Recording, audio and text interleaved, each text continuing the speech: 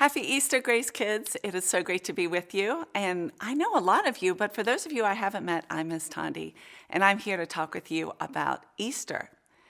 And I sure wish I could be able to see your faces and be with you, just like I'm sure there's a lot of things you're wishing for, like a big Easter egg hunt with all of your neighbor friends. Or maybe you normally have your aunt or uncle or grandparents that come over for Easter. But things have been really different. And for some of you, you've had your birthday parties canceled or your soccer tournaments. There's been some disappointments, haven't there? You know, that makes me think of our Bible story today of Easter.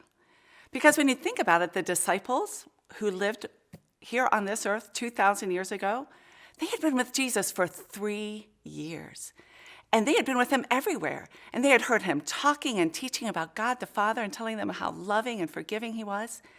They had seen him do things that somebody had never, ever done before. I mean, he literally spoke to a storm, and the storm just stopped. Or one time there was thousands of people, and he fed them with just a little bit of bread and fish. Or people would come to him that were sick, and he would heal them as they would come. I mean, he did things they had never seen before. And he talked to them about his kingdom that was coming.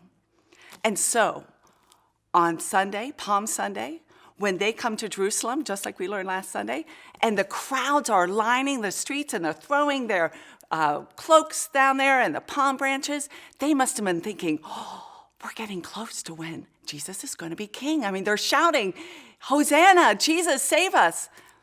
And everything is going great. And even that whole week, things are going great. They go to the temple and the crowds come and they listen to Jesus and he heals people that are coming to him. And they're thinking, we're getting closer to Jesus becoming king. And then on Thursday night, they're in the garden where they normally go and they're praying with Jesus. And then all of a sudden, it does not go according to plan. Soldiers come and arrest Jesus. And then the very next day, Jesus is put on the cross and he's killed. It's like, wait. This wasn't what was supposed to happen. His kingdom was supposed to come. He was supposed to be king, and kings get palaces and then a throne. And then we were supposed to get thrones too, weren't we? I mean, everything they had been planning for is gone. It's not what they had expected. They were disappointed. They were sad. They were scared. They were afraid that they might get killed next. So they run away and hide. They didn't know Jesus was doing something bigger and better than they had ever imagined.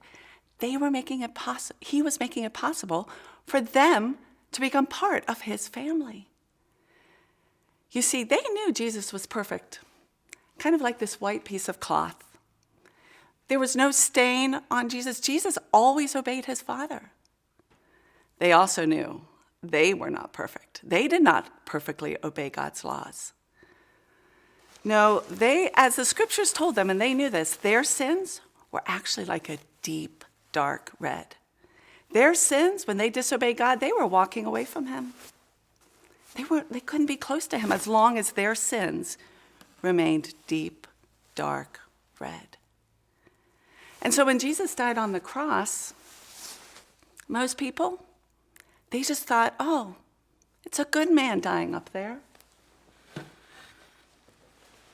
There's somebody who did some miracles. That's all they saw. What they didn't know, Jesus was actually taking all the disciples' sin, all of my sin. He was taking all of your sin onto the cross. And in fact, the Bible tells us at one point, he actually calls up to his Father in heaven and says, Father, why have you forsaken me? He was now separated from God, his Father, because he had all the sin on him. The disciples missed this. They didn't realize this was what was going on. And so, in fact, on Sunday morning, when the women come running back and say, Jesus is alive, he's risen, the disciples don't believe it. They think the women must be crazy. How could this possibly be true? Could it be that Jesus is actually stronger than death? That Jesus was actually stronger than sin? Could it be that they are actually getting Jesus' perfect life For them, yes, that's exactly what Jesus coming back to life again on Sunday means.